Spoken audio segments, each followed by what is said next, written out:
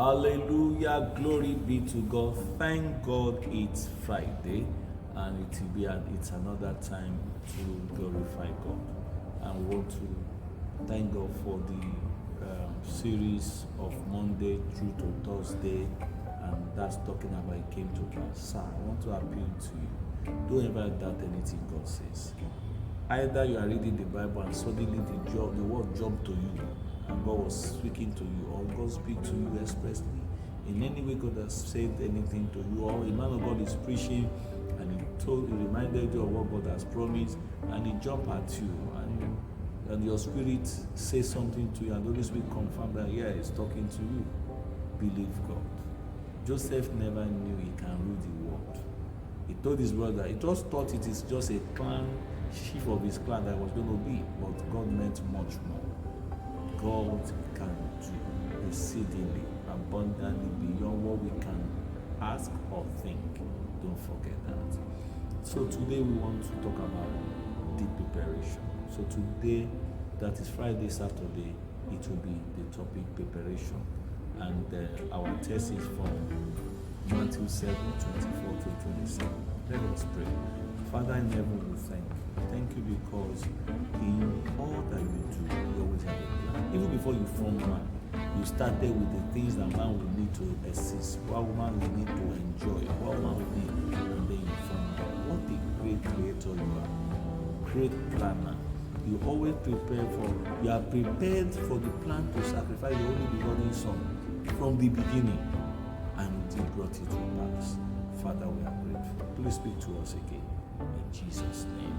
Now our text is Matthew 7, 24 to 27, and I'm reading from the New Living Translation. Anyone who listens to my teachings and follow it is wise, like a person who built a house on solid rock.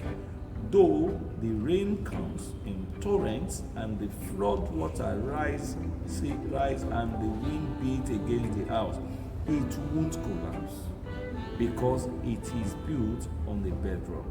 But anyone who hears my teachings and doesn't obey it is foolish, like a person who builds a house on sand. When the rain and the flood come and the winds beat against the house, it will collapse with a mighty preparation. Anything you want to do in this life, if you don't prepare for it, you are going to. Can you imagine? I just come here and say, I want to. You look at me, what's this man doing? Like the saying goes, if you fail to prepare or to plan, that means you are prepared or plan to fail. So it's just like that. The scripture says to us concerning Joseph, when he had been preparing for his big day. In the scripture, in Genesis chapter 41, if you read verse 14 and 15 to 16, the scripture says, the way it started, and Pharaoh sent for Joseph at once. So that is urgency. And he was quickly brought from the prison. After he shaved and changed his clothes, he went in and stood before Pharaoh. Joseph, fortunately for him, God had prepared him from Potiphar's house. The ethics of the palace, the understanding of Egypt, he learned it in the palace. Fortunately for him, he went to the prison where the prisoners of the king come to. So the ordinances, the expression, way of living of the palace, he had learned it from the people in the king's prison. So when he was called upon, even though it was with urgency, he said, they have learned that you can't go to Pharaoh anyhow. So he prepared himself. Scripture says he shaved. He dressed himself. He changed the garment of priest and dressed himself like the people of the palace. He prepared to meet Pharaoh. He prepared to appear before Pharaoh. He prepared for his promotion. He prepared for what God has planned for him. Many of us, God has planned something for us, and on the big day, we will just fail because we are not prepared. Everything that has come to your life, every event that has been happening to you, they are to prepare you for the big day.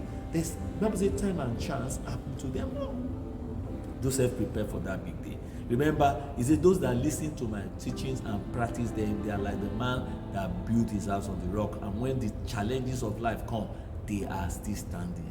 Joseph could stand before Pharaoh because he prepared. I conclude by reading to you from Psalm 105, 19 to 21 to understand the preparation of Joseph. Until the time came to fulfill his dreams, the Lord tested Joseph's character. Do you see that? So there's always, whatever you're going through now is a test for your character for that big day.